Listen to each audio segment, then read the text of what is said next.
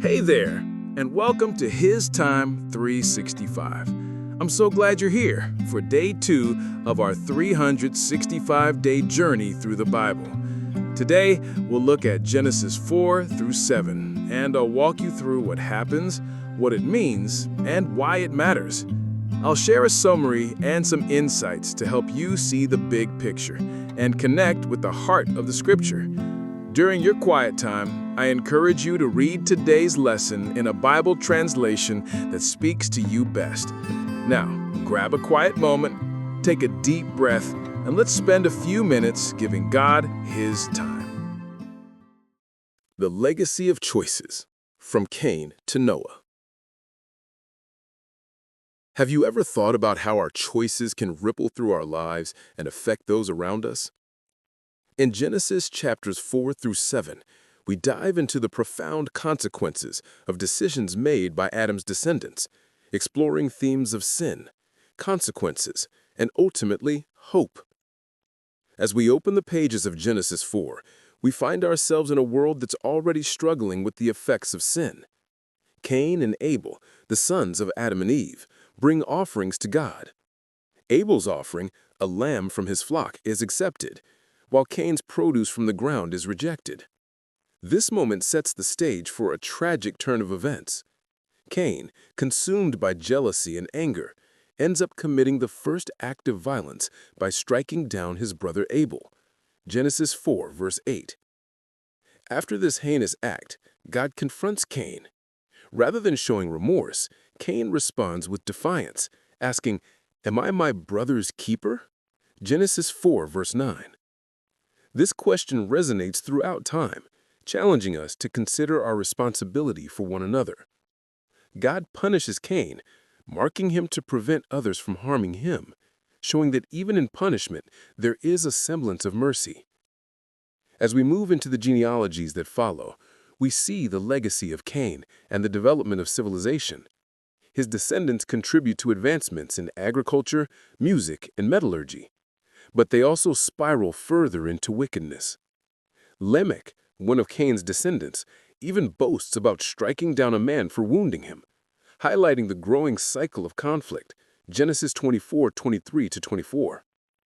In stark contrast, we are introduced to Seth, another son of Adam. Through Seth, the line of the faithful continues, and it's from this lineage that Noah will eventually arise. The text tells us that during this time, people begin to call upon the name of the Lord, Genesis 4, verse 26. This shift signifies a return to seeking God amidst the chaos that Cain's line has ushered in. As we transition to Genesis 5, we're brought into the genealogies of Adam's line, showcasing the long lives of the patriarchs. We see a lineage that includes Noah, who will play a pivotal role in the coming narrative. As we read through the names and ages, we are reminded of the weight of legacy. Each person, from Adam to Noah, contributes to the unfolding story of humanity and God's plan. Then we reach Genesis 6, where the world has become increasingly corrupt. The hearts of mankind are described as only evil continually, Genesis 6, verse 5. This dark moment in history leads God to regret creating humanity, and He decides to send a flood to cleanse the earth. However, amidst this judgment, we find a glimmer of hope. Noah. The Bible describes Noah as a just man and perfect in his generations, who walked with God. Genesis 6, verse 9. Noah receives a daunting task to build an ark to save himself, his family, and pairs of every living creature from the impending flood. The dimensions of the ark reveal the scale of this undertaking, and Noah's unwavering faith in a seemingly impossible mission is commendable. Can you imagine the ridicule he faced while building a massive boat in the middle of dry land? As we reach Genesis 7, the floodwaters come. It rains for 40 days and nights, and the earth is submerged. Noah, his family, and the animals are safe inside the ark, a sanctuary of hope amidst destruction. The flood serves as both a judgment on wickedness and a cleansing for the world, providing a fresh start. In our modern lives, we can draw parallels to the themes found in these chapters. For instance, consider the dynamics in our families. Just as Cain's jealousy led to devastating consequences, we may find that envy among family members can create rifts. How often do we let our emotions dictate our actions, forgetting the impact they have on those we love? In our workplaces, we might face situations reminiscent of Lamech's boastful attitude. Instead of addressing conflicts with grace, we can sometimes be quick to anger or retaliation. The challenge is to seek reconciliation and foster an environment of respect and understanding. When it comes to money, Cain's story reminds us of the importance of integrity. We might face choices that seem easier but compromise our values. Holding on to our principles, like Abel did, can lead to a richer sense of fulfillment than any material gain.